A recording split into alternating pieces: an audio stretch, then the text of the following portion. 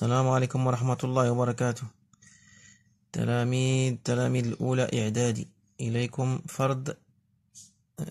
نموذج للفرد الأول. Contrôle numéro 1. Un exemplaire de contrôle numéro 1. Je teste mes connaissances. Définir les mots suivants. Cellule. Vous allez définir qu'est-ce que c'est qu'une cellule. Milieu naturel. Donc, qu'est-ce que c'est qu'un milieu naturel? Être vivant pluricellulaire. Qu'est-ce que c'est qu'un être vivant pluricellulaire?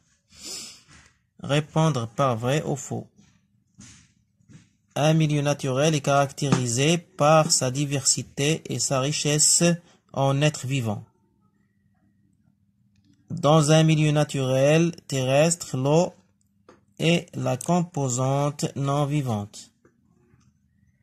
Toutes les cellules sont constituées d'un noyau, d'un cytoplasme et d'une membrane cytoplasmique. Le criquet est un être vivant pluricellulaire. Troisièmement, le schéma représente un micro-organisme d'eau stagnante. Légendez le schéma parce qu'il convient. Voici les flèches. Vous allez les légender. Identifier le micro-organisme. C'est-à-dire de quel micro-organisme s'agit-il? Quel est le rôle de l'élément 2? Cet élément. L'élément 2. Voici l'élément 2.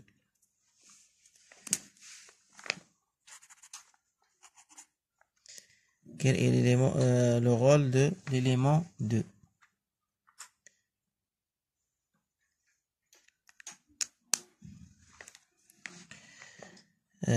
Remplir le tableau, c'est-à-dire la quatrième question, quatrième exercice, remplir le tableau par les éléments suivants. Criquet, eau, sol, arganier, air, écureuil, herbe, renard, roche. Les constituants vivants, animaux, végétaux. Les constituants non vivants, état physique de chaque constituant non vivant.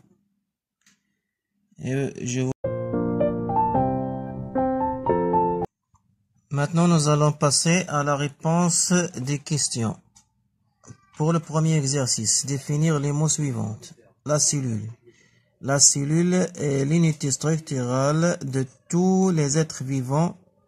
Il est composé de cytoplasme, membrane cytoplasmique et noyau. Définition d'un milieu naturel. Un milieu naturel englobe tous les éléments vivants et non vivants qui se produisent naturellement dans un environnement défini.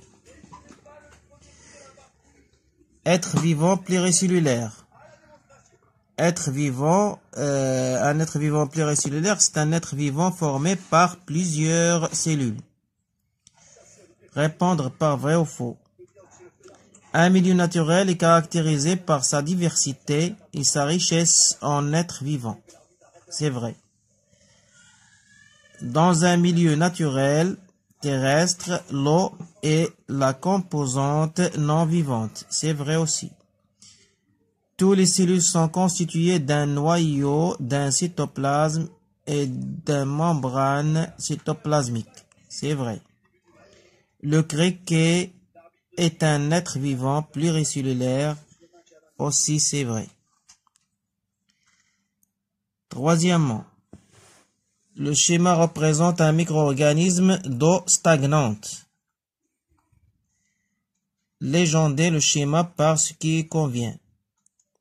Premier élément ici, ce sont des cils. Des cils.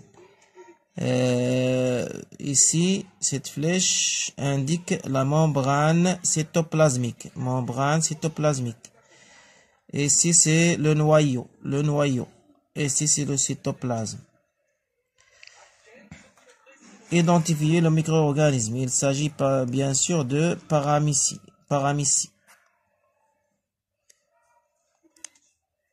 Quel est le rôle de l'élément 2? Ici qu'on a nommé 2. C'est son rôle, ça sert pour se déplacer dans l'eau. Remplir le tableau par les éléments suivants. Criquet, eau, sol, arganier, air, écureuil, herbe, renard, roche. Pour les constituants vivants. Les constituants vivants animaux. Le criquet et l'écureuil. Les constituants vivants végétaux sont les arganiers et l'herbe. Les constituants non vivants, ici c'est l'eau qui a un état physique, son état physique est liquide, l'air, son état physique est gazeux, roche, son état physique est solide, le sol est aussi solide. Et je vous souhaite bonne chance.